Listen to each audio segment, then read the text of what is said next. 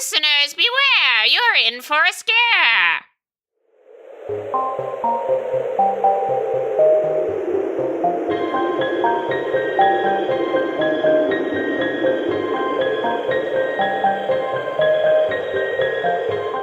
Howdy, folks. Welcome to Nightmare on Fear Street, an R.L. Stine podcast. And joining me, as always, is the Crypt Keeper known as Meg. Good evening, boils and ghouls! I don't know what happened. It's residual, the Halloween blues. I started doing this voice, and then the wind blew, and it stuck this way. No, I'm joking. I sound normal. I'm a human. Are you? I see it too. Beep soup. Beep zoop. What am I saying?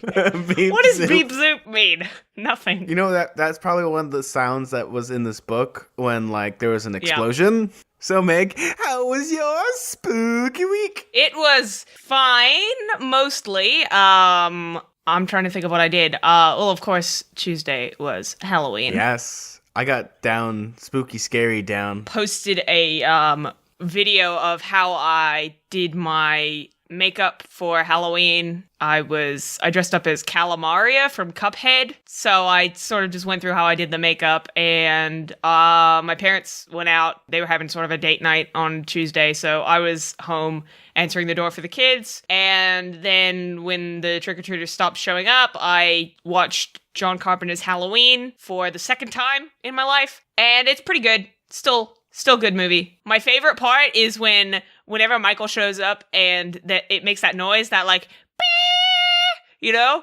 Yep, that's how they did it. Also, my animated video, Here Comes Pennywise, broke 2,000 views, and I just wanted to read this very wholesome, very pure and adorable and hilarious comment that I got from somebody who I can only assume is a 6-year-old using their mom's YouTube account. And most likely also is a fan of Five Nights at Freddy's, I would imagine. Oh yeah, definitely. But I'll just read this comment out. This is little creepy, but okay. But I know they may be Minecraft Pennywise and Lego Pennywise. My name is Tika. This is creepy. It's night and I will watch again Pennywise today. And I'm going tomorrow to school and to swim, so bye! Smiley face. Oh, sweet summer child. Tika, if that is your real name, I hope you're out there and I hope you're having a really good day, because that comment warmed my soul. It was very pure and very good. No, I think I know what happened, Meg. What? So I was typing that out. He actually had push to talk, because that just sounds like how a normal 6-year-old talks. Yeah, exactly. Really sporadic. And they just recorded it all down and he accidentally hit submit. Yep, that's pretty much my running theory. That's so pure. That was such a good comment. That's possibly one of the best comments I've ever gotten on a YouTube video that I've made. You should frame that one and just keep it with you. Yes. So whenever you're down, you just have it and you're just like, I'm doing this for you, Tika. I'm doing this for you. We love you, Tika. The unofficial mascot now. So Tika, if you're old enough to operate a computer and talk into a microphone to complete strangers, you're more than welcome to come on our show. So I just wanted to share that little bit of adorableness before we started the show this week. How was your spooky week? A lot of it had to do with Halloween, which was yesterday.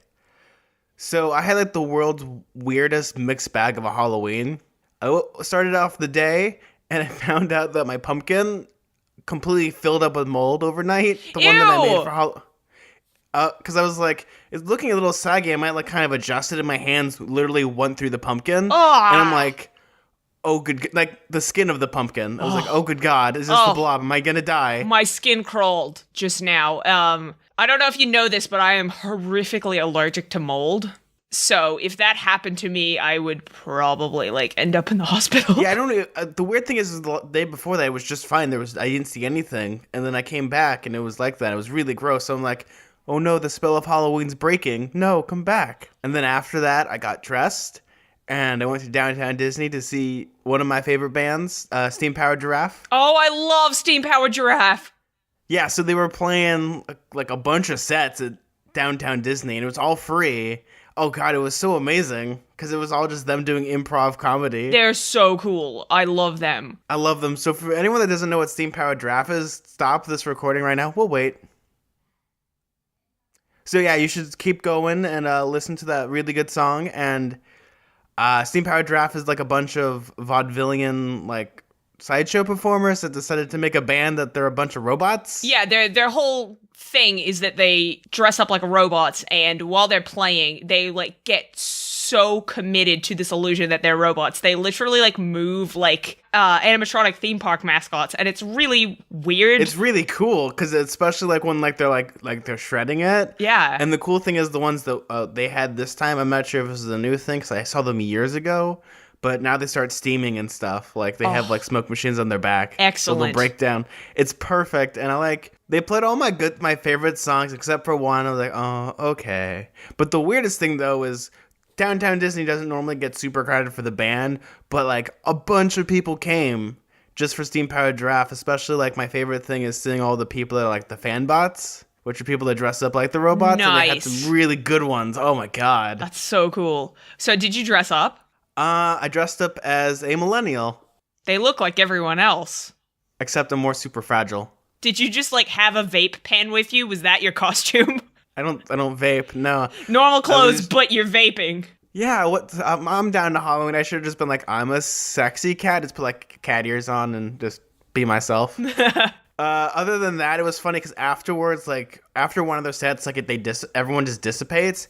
And in that exact second, one of my good friends, my friend Adrian, was like, hey, Zach. I'm like, what are you doing here? Oh, I'm about to see Jigsaw. Do you want to come see Jigsaw with me? And I'm like, okay.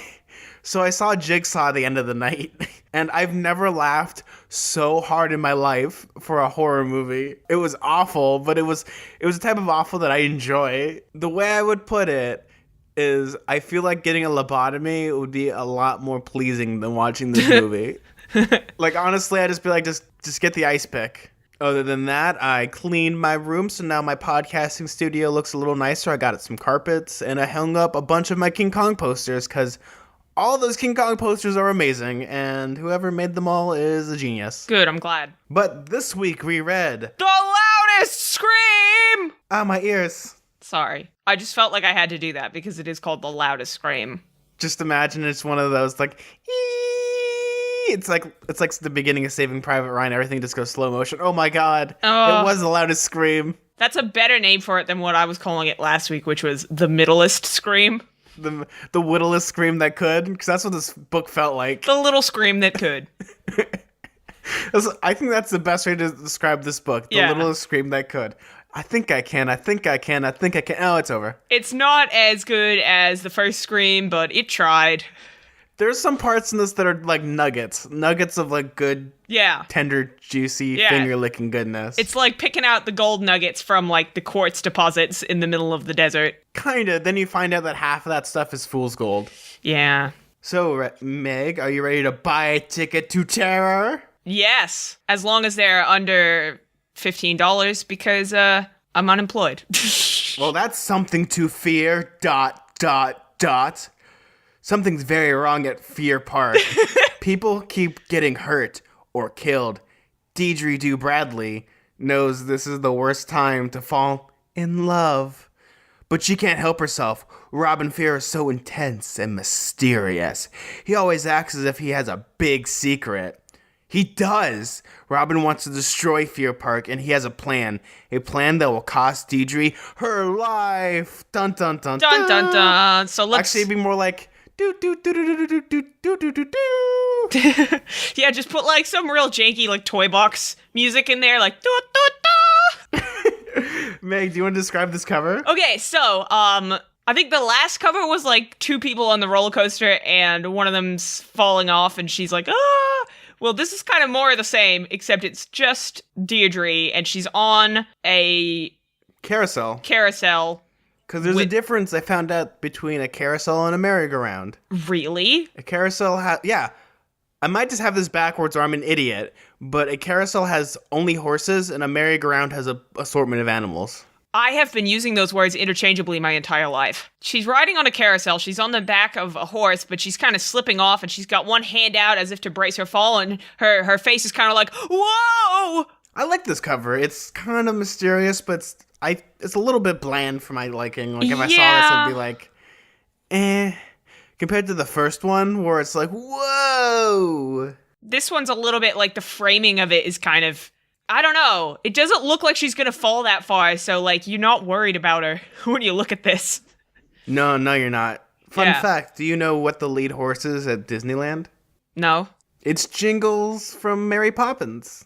It starts off with they're at the funeral for Paul, who, if you will recall, loyal listeners of the show will know that Paul got decapitated by the Ferris wheel in Fear Park, the first Scream. Oh no, he didn't just get decapitated. He got obliterated, as they say in this chapter, because they keep going back to it. Yeah, and they describe, like, she has, like, flashbacks of seeing his crumpled body, like, twitching, headless, like a cockroach. We keep going back to this, but you know what? R.L. Stine, man, he's so good at just being disgusting. Well, I think it's a really good, like, visceral horror, just because he describes, like, the head. There's no head, it's all pulp. And then, like, his, like, moving his hands and that the merry-go-round, the Ferris wheel, let's go with that one. Yeah, the Ferris wheel. Yeah. I'm terrible. It keeps going up and down, so it keeps hitting his body, so it's, like, skidding. And it's really, like, no, because then they start going back. This is kind of like a flashback or, like, a recap for people that never read the first book, because they explain all the things that happened in the first book with the good old, wood chopping of 1935. Yep. That was a good year. A lot of people died. And not because of World War II either. World War II hadn't even started yet. Not for America. But people were still setting their houses on fire because they thought Orson Welles was right. Duh. So as they start lowering, good old Paul's body into the grave. Yeah. Floor thing. Yeah. The grave. That's all you need to call it, Zach. It's one word. So as they lower Paul's decomposing, decapitated, pulpy body into the ground. You would hope they had a closed casket funeral for this guy. Sucks for them. It was open casket.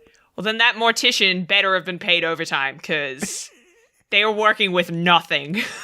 One of my jokes is for me is, I'm so sorry they were getting sidetracked, is like, if I ever, because I want to be cremated because I don't want to be a zombie. If I somehow end up in the grave, I want it to be like one of those joke things where, like, you pull out the cap and the snake pops out, but with my casket. Wow. And you have to be playing Space Jam. That's so don't come to my funeral, Meg. What was that? I saw this text post on Tumblr like 100 years ago that was like, at my funeral, I want them to just strap my body to the ceiling fan and then have it just go round and round while Space Jam plays in the background. I remember that. That's you. Like old Tumblr. Oh my god. I remember all of the good shit posts. So they bury him. He's dead, buried, and Robin's like, "I'll take you back home." Deidre is like, "Oh my god, Paul's alive!" And they turn and they see a guy driving pretty much a Trans Am come up, and it's not Paul. It's Paul's older brother. It's his brother, Jared. You know what? I feel like this guy just automatically has frosted tips. Is that a Jared thing to have? I don't know. 90s Jared, probably. Yeah. So they're talking about, like, oh, well, maybe there is a curse, and Rob's trying to comfort her. He thinks to himself, she's so trusting. She has no idea I'm responsible for Paul's hideous death. She thinks I'm her friend. The way I read that was that I thought he was, like, monologuing to himself, like, whispering, like, "You're telling your plan to this girl." I didn't read the part where he thought it. I'm like, why is he saying his plan to this girl he's comforting? Yes, I killed your friend. It's like very, very Shakespearean, sort of like turns to the audience and explains his evil plan to everybody. And then the other characters just can't hear him because of magic. Well, theatrics. Yeah. But that's actually what I thought of this entire time, because there's weird parts where they don't say, like, I wasn't sure if this was in their minds, so that's what I just assumed, was that they turn to us, and they'd have, like, the single spotlight, and then they would say their soliloquy. Yeah. Jared is real angry at Deirdre because he blames Deirdre's dad for Paul dying. He believes that, if nobody had tried to make Fear Park, then this would have never happened. Rob is like, yes, no one suspects a thing. So then they cut to Jason Bradley, Deidre Du's dad, and Deidre in their office. Deidre. Hey, I'm allowed to make a Deidre Du joke, at least. Yes, you are. A couple times. So they go back to the office, and Deidre Du is like, I'm going to wait for my father, because, he's been super stressed, seeing how we've just had a lot of unexplained murders. Yeah. Or accidents. And then that's when Jared comes back, and he grabs her arm, and he's like, give me a job. Me. I know this is not the 2000s, but that's just me. Same, Jared. Give me a job, I need one. But secretly, he turns to the audience. I'm really good at mechanical things. I'm going to sabotage this park from the inside out. Because that's the Jared way. I'm going to stop all of the deaths by possibly making more deaths. Yes. And then, Didgerido's dad, Jason Bradley, comes in and he's like, go away, you weird, creepy kid. But I'll do anything. I'll sell ice cream cones. I'll do anything. No. Oh, man. The economy sucks. Yeah. Was there a recession in the 90s? I feel like there was. No, this was a good time. Economic prosperity. Oh, okay. Look, my favorite part in the book is when she sees Robin's reflection and, half of it is, old and gross.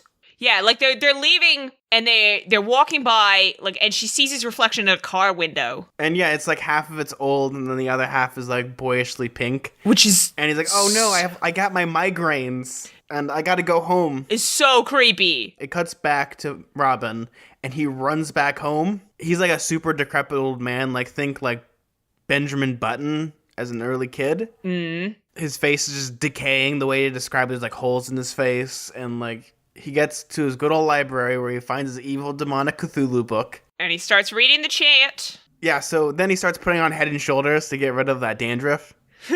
What? He's putting it on his face. So now I'm just imagining somebody shampooing their face.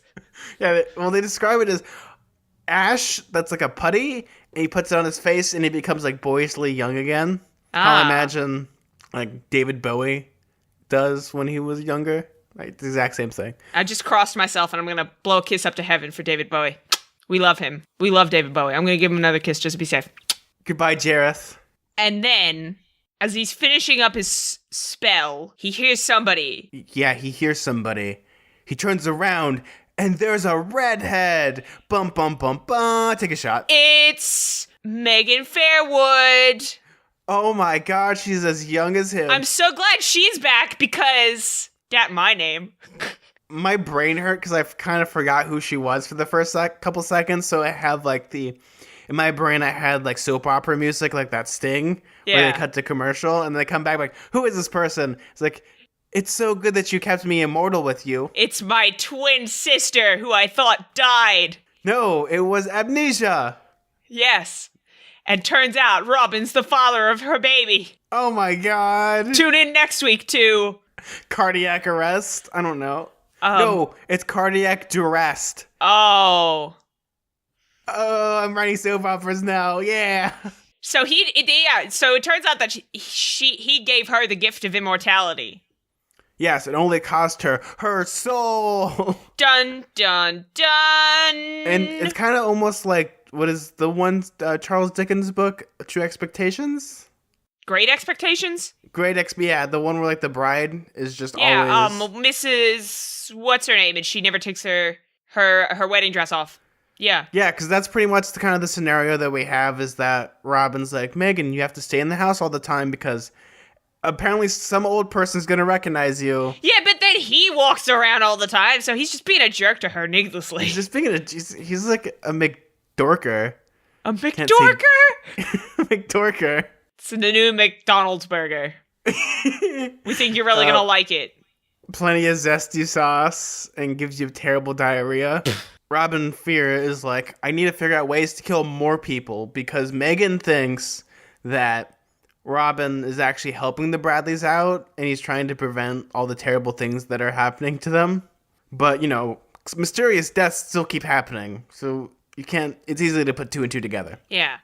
And they sort of, go back and they remember some stuff, and they remember that Richard Bradley had gotten in a fight with Robin and tried to stab him and ended up stabbing somebody else. And they just, go through and they describe the Hatchet murders again. It's for people that hadn't read the first book. Yeah, which I think, is why I don't like this one as much as the first one, because a lot of it is just remember that thing that happened. Let's talk about it. It's just pretty much hey, they blow off an old dusty VHS tape and put it in. And it's almost like... the Fear Street clip show. Not Fear Street clip show, it's from Star Trek II, The Wrath of Khan to Star Trek III, The Search for Spock, where they show the original movie.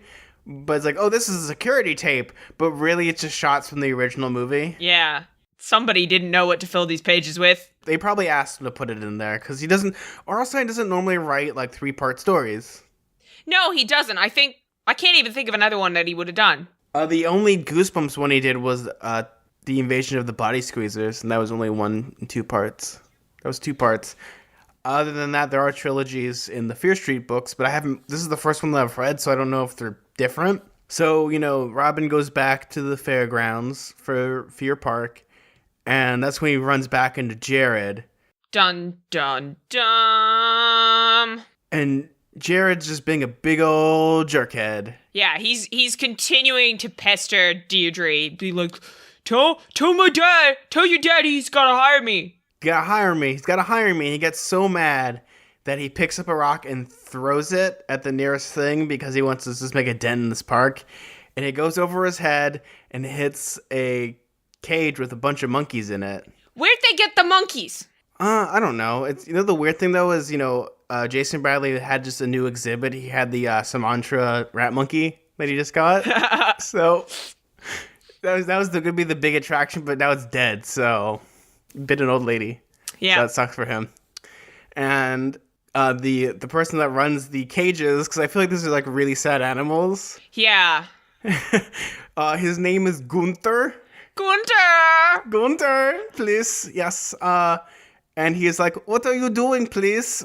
Please stop that, please. And we're going to throw you out of the park, yes, please. Please, please to be excusing my English. I am not fluent, please. Please. We're back on our bullshit making a series of unfortunate events references. Oh, it's fine because it's Gunther. I got so excited. Gunther, yeah. Cowboy boots are in, please. They have lions as well. How much money did they have to build this park? Well, you see, Jason Bradley, when he was younger, him and his friends actually saved their town from getting destroyed, and they had found One-Eye Willie's treasure. So he took his cut and made this huge park. Because they need to have, like, Goonies cash. Yeah. That whole treasure chest full of those, like, obviously glass jewels. And, Robin feels like, ooh, this is my big time to shine. So he gets Jared in this big old, they pretty much look like the Backstreet Boys, like his entourage. Yeah. Of friends, and like, hey, Gunther's a jerkhead. And you should totally, like, scare him. You see, he goes to this one spot to feed the lions at this exact time. And you should go up there and scare him, pretend that you're going to throw him off the cliff. Get it? Because it's going to be a joke. It's going to be a joke, guys. No murder at all. I have an alibi. Don't even try to say that I murdered anybody. No, don't. Because you did it. So they're like, hey, that's a good idea. So they come back the next night, and they climb up the cliff where Gunther is throwing meat in the lion pit. I can keep making... This is just series of unfortunate events reference after series of... He's just whistling something that's probably vaguely like a Gothic Archie song. Yeah, definitely. He's definitely whistling the song Freak Show by the Gothic Archies. Yes, and they are like, hey, Gunther, that wasn't nice. You got us kicked out of here, and I'm trying to get a gerb. How dare you? And all of a sudden... He took my gerb! He took my gerb! He took my gerb! And then a bunch of purple haze starts coming in, and it surrounds Gunther. He's like, oh no, oh please. And he becomes like a zombie, and he decides to jump off. And he was also conveniently holding, the lightning strip that they needed to get the roller coaster running so they could go up to, the hinterlands. To go up to the Mortmain Mountains and find who the survivor of the fire was. Yes, discussed on page 9. If you don't read a series of unfortunate events and we have no idea what we've been talking about for the past, minute, we're not sorry. I'm pretty sure the only one that I can hear laughing right now is B or Tyler. Yeah, they'll get it. They know. They're cool. So yeah, Gunther gets eaten by the lions. Yep, sucks for him. Yep. And Gunther, we hardly knew you. And so Jared and his friends run down, and they are almost out when a security guard's like, hey, what's wrong with you guys? And Jared just starts throwing up because he just saw someone get murdered. I mean, that's fair. I haven't seen anyone get murdered, so I don't know if you throw up, but I'm pretty sure your adrenaline's kicking so hard that it's most likely possible. Yeah, I mean, And they're like, I don't know, but they're like friends like, oh, you see, Jared's really fat, and he keeps eating all the food at the food snacks because we open tomorrow, guys. But that doesn't make any sense because, like, they describe him and he's not. Like, at no point has anybody said that he's, like, a fat guy. He's lean. That's a joke. And the security guard is pretty much like, oh, gee, guys. I don't know why I'm doing a Morty impression, but it's like, oh, geez. You guys can go home. Geez, Rick. Oh, geez, Rick. Gunther fell into the lion pit again. Because then Deirdre is like, hey, why is everyone at the lion pit? Because a guy died. They kind of describe, like, hey, why is there a slab of meat here? Oh, that's no meat. That's Gunther. Oh. That Gunther. That just makes me think of, like, that old joke that's like, who was that lady I saw you with last night? That's no lady. That's my wife. That's no slab of meat. That's Gunther. Ba-da-bap. It's like, I would watch every other TV show. A slab of meat falls in love with a lion. These are their stories. These are the stories. I don't know where I'm going with that. It's a rom-com. Yeah. And Neil Patrick Harris voices the piece of meat. So, Deirdre tries to convince her dad to close the park because, like, a guy died and another guy died, and, I'm really surprised that the place hasn't been shut down. Maybe don't have lions at your small town amusement park. Oh, what are you talking about? Next, they're gonna have a ghost train that you get on and it just mysteriously burns down. Yeah. Or a haunted house that just burns down. I'm surprised, like, the insurance company, just imagine that report they had to give. Oh, let's see, you want to open this park up? Yeah. Oh, I see you have a Ferris wheel, a roller coaster that simulates realistic fire. And some lions that ate a human being. Oh, why did it eat a human being? Oh, you see, he fell in, because, you know, we got the same contractors that made the fences for Harambe. Now I'm going to blow a kiss up to heaven for Harambe. There we go. Rest in pepperoni. Oh my god, and you know what? That joke was very timely because they do end up shooting the lions. And I have a relevant story for this. I have another, like... No, they don't shoot they don't kill the lions, they just trank them. Yeah, like they should have done for our dear departed Harambe. Harambe, Harambe, the kid was on the wall. Oh, Harambe, Harambe. Jesus Christ, Zach. You're killing me. I have a relevant story related to this. Did you know that from like the 70s to about 1994, there was a safari animal park in Western Sydney? No, Meg, I'm not really down with with all the things that happen in Sydney.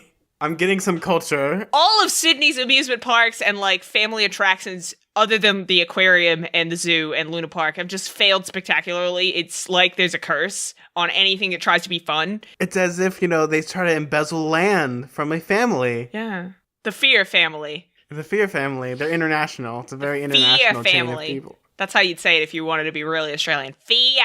Anyway, there was this safari park in... I'm just gonna, like, take a moment to Google where this was. Because I always... I know where it is, but I always forget the name of the actual place. Wargamba closed down in the 90s, and all of the animals were relocated because 2 lions and a bear escaped from the park and had to be shot because I'm pretty sure the lion... Like, one of the lions broke into someone's yard and ate their dog. Oh, then became feeding frenzy type of thing? Where it craves dog now? That thing? It's crazy. Oh no, it's gotten a taste for mammal flesh. Oh, wait. Lucille! Lucille! Oh no, I'm mammal flesh. But people are mammals. So that's another installment of Meg talks about, like, weird theme parks from the history of Sydney. So then Tyler is suspected, and they start hiding out. They're freaking out. They look on the news like, don't worry, we're just another accident at the Fear Park. Coming up next, the death toll is now 85. Find out the other 84 people next. It's like bingo. They have punch cards now. Yeah. Everyone, if you survive this day, you get an extra punch card. So you get 10 days, you get free popcorn or something. They open up. It's the big event. It's like Jaws with Amity and all Megan's in the house, right? And she actually, Yeah, she thinks that she thinks that Robin has been protecting everybody from the fear curse. Yeah, except, she's been the one that's been locked up, and they don't even have a TV. So she's just been perpetually, 17 her entire life. Pretty horrifying when you think about it. Like, imagine... It's a very sad concept. Yeah, imagine somebody being in a house for, 70 years. And they don't age, so they're just, almost in stasis. Because she gets, because, she's like, I'm going to go help out Robin. I feel like he needs my help today. Because I know something bad's going to happen, so she goes through, and she's, starting to comment on people, ew, guys wear ponytails now, and everyone wears sneakers. Heelys as far as the eye can see.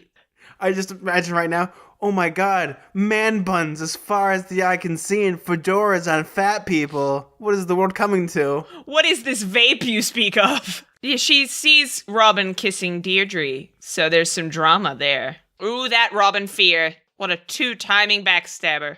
Robin's like, hey, would you want to get on the Ferris wheel, Megan? You can go on a ride with me, because he wants to kill her now. Because that will be the only way to end this park, though. I gotta read this part out. He thinks to himself, as he's taking her up on the Ferris wheel, I'll send you flying right off at the top. You'll make a lovely puddle when you land, Deirdre. That's very gross, and I love it. I like how they keep going into his mind, the mind of a psychopath. Yeah.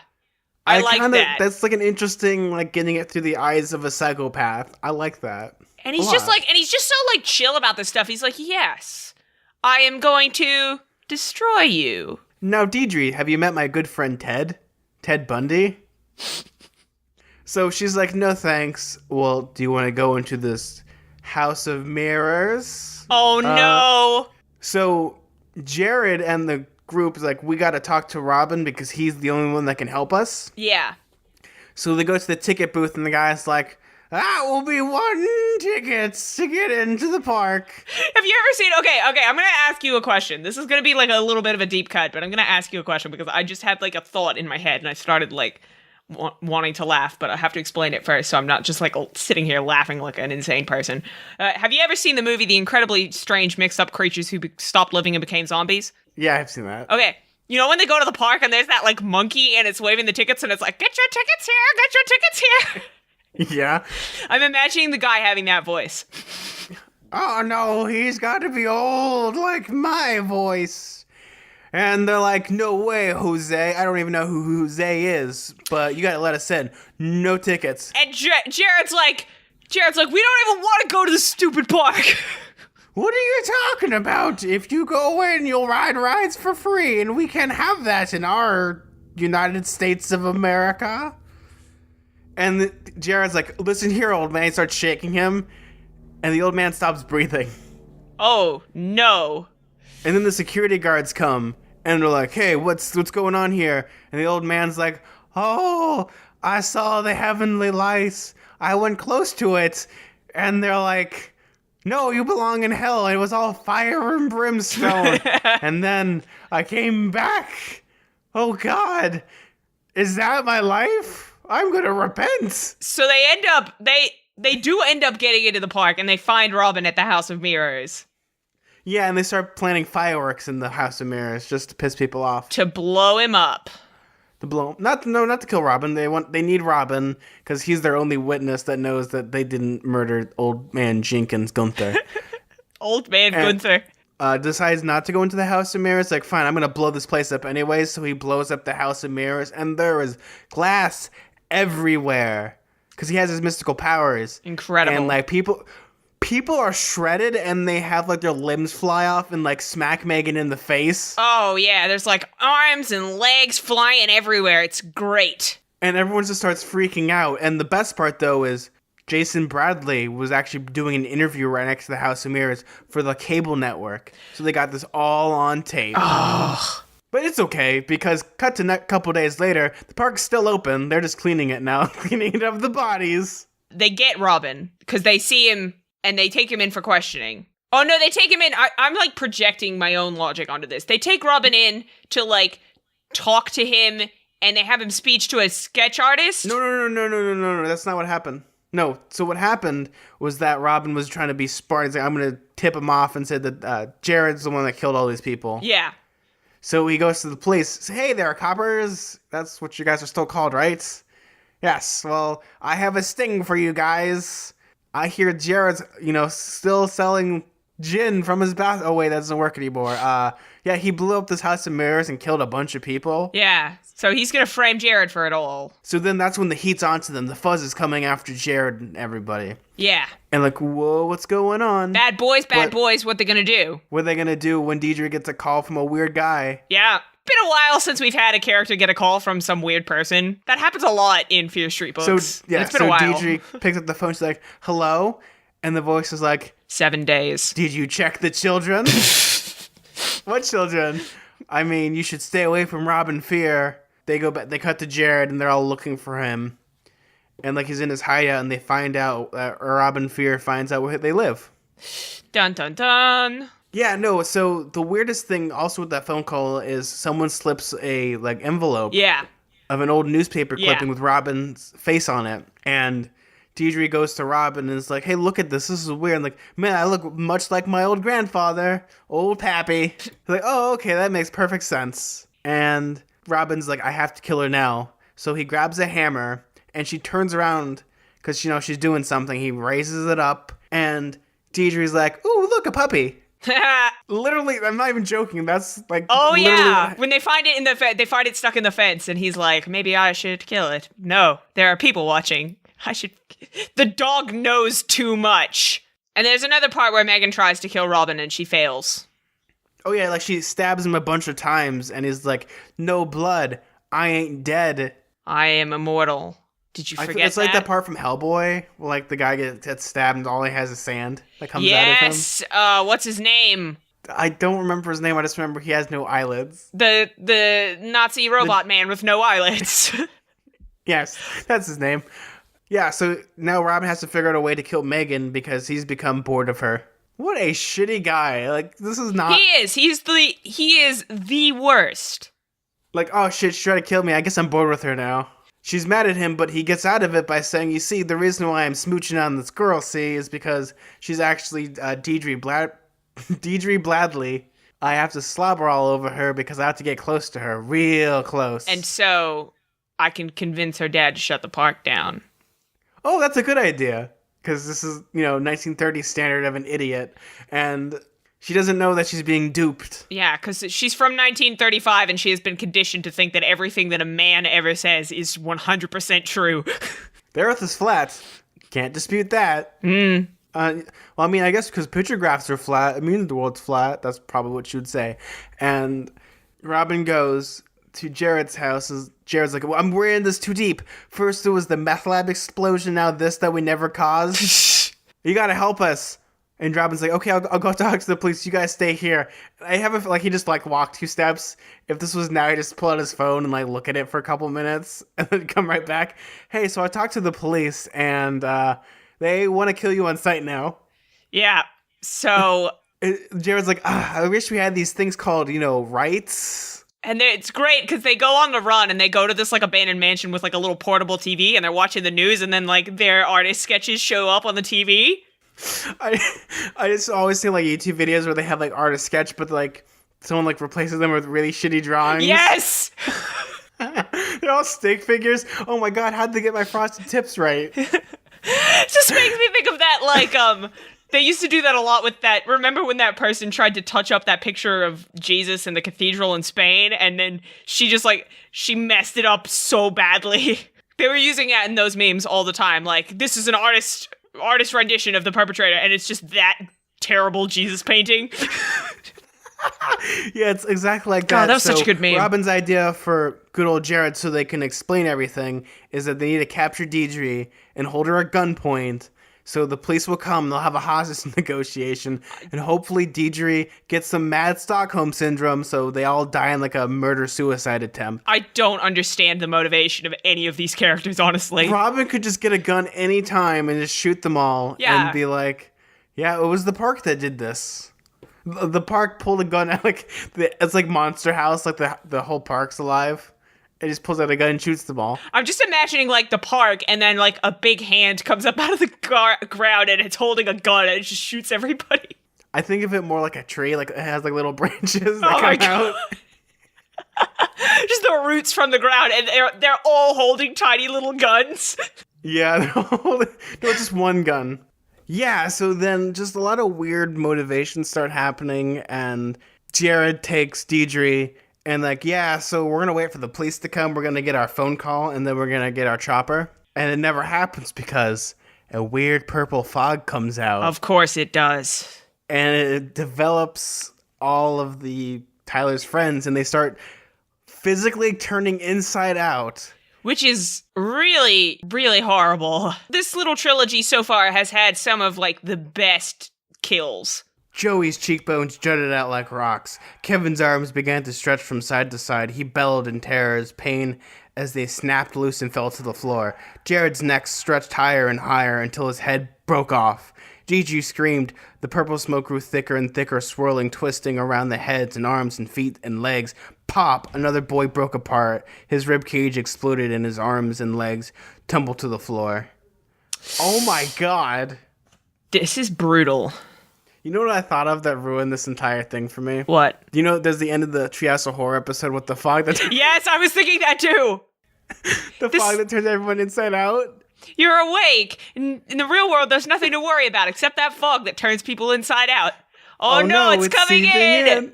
Stupid cheap weatherproofing, and then they all turn inside out. That's my favorite Treehouse of Horror episode, honestly. And the book ends with Deidre and Robin embracing each other as they've seen a bunch of people getting murdered. And Deidre's like, we have to close this park down. I'm going to convince my father one way or another. And Robin's like, don't worry, I'll take good care of you till the end. To be continued. Deidre's father is, like, the worst, because why wouldn't you have already closed the park at this point? Well, it's kind of like the good old mayor of Amity. This is going to ruin the town. Jaws logic. It is Jaws logic. They have to keep the beaches open even though a couple people have already died. At least, but in Jaws it makes sense because that is physically their economy. Yeah. This is just one guy's business venture that he could just write off as a tax. Like, oh no, it failed. Yeah. Like, clearly he's not doing too bad if he can afford lions and monkeys. Lions and monkeys and roller coasters that simulate them actually being on fire. Yeah, like, this sounds like a pretty top-notch amusement park. It sounds like they've spent loads of money on it. No expense. They spent no expense. Spared no expense. He's also probably related to good old Hammond. When you reckon Jeff Goldblum is gonna come in? I just feel like, see, we've added a new security system. Newman, come out here. Oh, God. That's chaos theory. But, Robin has more plans for Deidre. Yes, yes.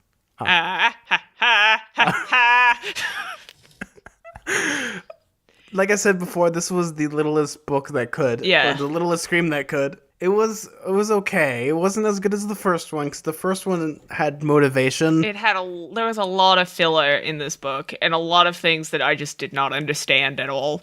Hopefully the third one, because I really like the first book. I want this to be like a good series. I want this one just to be the black sheep of the family. Like, I don't understand. Okay, so the biggest problem with this is Jared and all of his boys are trying to get the park closed down. Like, they don't want the park. Robin doesn't want the park. Deidre doesn't want the park. Why are they fighting each other? Well, it's the same logic as it and the bullies. They don't want to kill the kids, but, you know, good old Pennywise is just like, waha, waha. Yeah, so this book is a little, not R.L. Stein's shining achievement. Not the best. I want the third one to be amazing. Yeah, I really hope the third one is good. Because I like the first one a lot.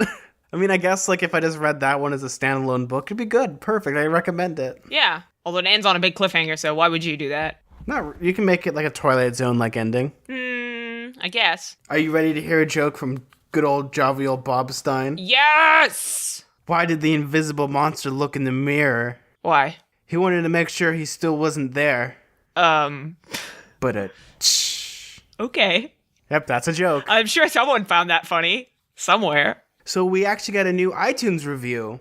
Good. From good old Paul Raymond is Dead. A podcast for everyone.